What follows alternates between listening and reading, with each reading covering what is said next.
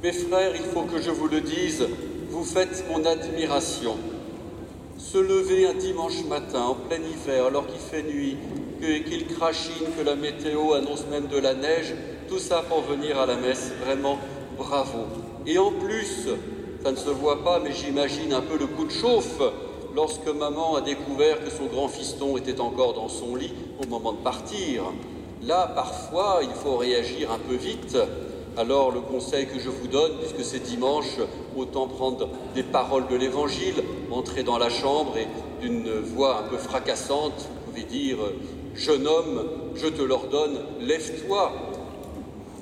Mais vous risquez d'entendre la réponse « Femme, mon heure n'est pas encore venue ». Figurez-vous que le plus efficace dans ce cas-là, c'est d'utiliser l'autorité maternelle. Il faut s'adresser au jeune homme comme étant son fils. « Mon fils, lève-toi » Marie, elle, prend un autre chemin. Lorsqu'elle découvre qu'à Cana on manque de vin, elle ne demande pas à son fils un petit coup de main. « Dis donc, tu ne pourrais pas les aider ?»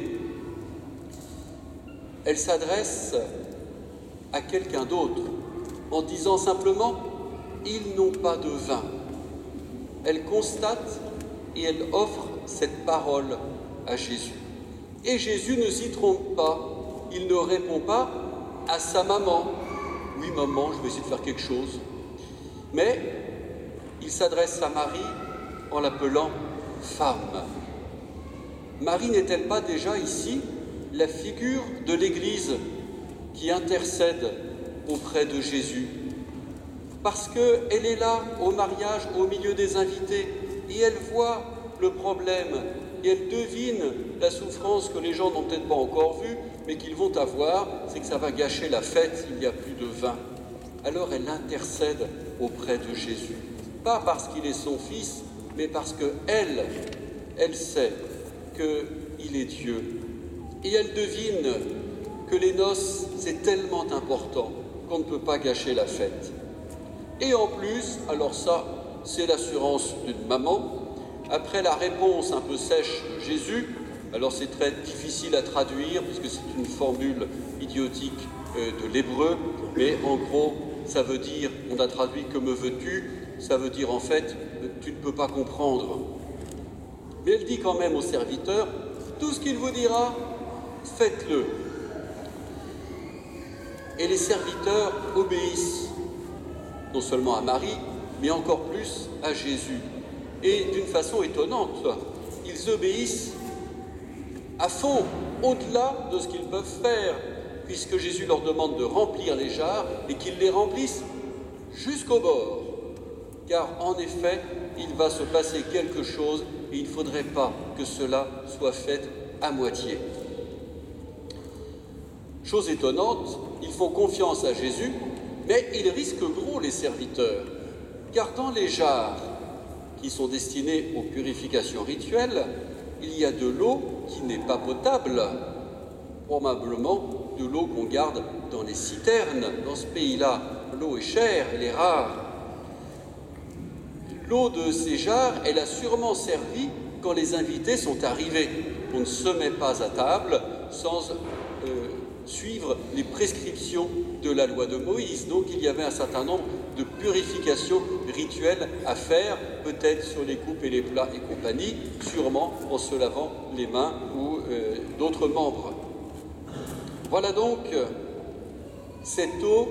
Les jarres ont dû être quand même pas mal vidées par cette affaire-là, l'eau sans doute pas mal dégradée. De toute façon, elle n'est pas potable.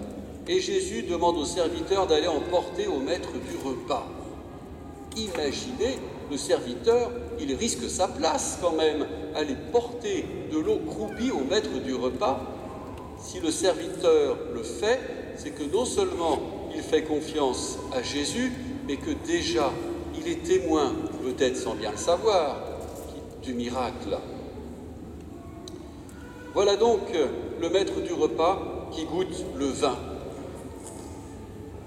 Nous aimerions bien avoir un tel vin à goûter. Je me suis même amusé à aller voir un caviste célèbre de Rambouillet pour lui demander s'il avait un vin équivalent à celui du miracle de Cana.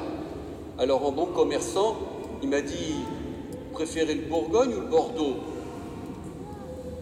Et puis, se doutant que le porte-monnaie d'un curé n'est peut-être pas celui d'un millionnaire, il dit « Vous savez, on fait aussi des Languedoc maintenant très bons. Hein. » Ah, il n'y a pas un vin exceptionnel au-dessus des autres. Ça dépend de ce qu'on va manger avec, ça dépend évidemment du prix qu'on est prêt à y mettre, ça dépend du millésime en plus. Le vin que boit le maître du repas, il est juste qualifié de bon. C'est le bon vin. Il ne s'agit pas de dire « Oh là là, ça c'est un grand cru, c'est un Pétrus 1890 », enfin à l'époque de Jésus, moins 1890. C'est le bon vin, celui qui convient. Qui convient à quoi? Où est le sens du repas, du miracle? Est-ce simplement, de la part de Jésus, une façon de dire « Allez, maintenant je commence ma vie publique, donc comme on lance un produit par une campagne médiatique, il faut faire du buzz, donc je fais un gros coup d'éclat. » Voilà. Ce n'est pas cela du tout. Il n'y a pas de témoin. Le maître du repas ne sait même pas d'où vient ce vin. Et donc, je me doute que le marié, encore moins. En témoin, il n'y a que les serviteurs et les disciples. C'est pas moi qui le dis, c'est l'Évangile. Il manifesta sa gloire et ses disciples crurent en lui. Le miracle de Cana est destiné à nous faire croire. C'est le b.a.-ba, c'est le début du royaume à partir du moment où les fidèles adhèrent par la foi. La traduction liturgique suit exactement le texte de l'évangile de Saint Jean à un tout petit détail près. On a mis un incipit qui vaut pour commencer, histoire de raccrocher les wagons. En ce temps-là, in illo tempore. Très bien, mais malheureusement, ce texte a pris la place du début du premier verset du chapitre 2 dans l'évangile de Saint Jean, où il est dit, non pas en ce temps-là, mais le troisième jour. Le troisième jour, il y eut un mariage à Cana de Galilée. Troisième jour de quoi? Si vous scrutez la fin du chapitre 1er de Saint Jean, vous découvrirez que le premier jour est probablement celui du baptême de Jésus. Je vous renvoie aux épisodes précédents, c'était mon homélie de la semaine dernière. Le baptême, lorsque Jésus plonge dans l'eau, il signifie qu'il donne sa vie, qu'il accepte déjà de mourir dans cette vie d'humanité qu'il a prise pour renaître à la vie de ressuscité. Il annonce déjà sa passion et sa résurrection. Premier jour. Le deuxième jour, puisqu'on dit dans l'Évangile le lendemain, Jésus appelle les premiers disciples, c'est André et un de ses compagnons. Jean-Baptiste désigne Jésus, voici l'agneau de Dieu. L'agneau, n'est-ce pas l'agneau pascal? Voici l'agneau de Dieu. André, son compagnon, suivent Jésus, puis André va chercher Pierre, et cela fait boule de neige. Voilà les premiers disciples. Ils ne savent pas très bien quoi demander à Jésus, qui leur dit « Venez et voyez ». Voyez non pas où je demeure, venez et voyez l'œuvre du troisième jour, l'œuvre qui annonce déjà la résurrection, bien entendu. Car ce vin, c'est le bon vin, parce que c'est celui qui est fait pour nous. Et pourquoi sommes-nous faits, si ce n'est pour la vie éternelle? C'est le vin du royaume. Et pour goûter ce vin, il faut croire, tout simplement.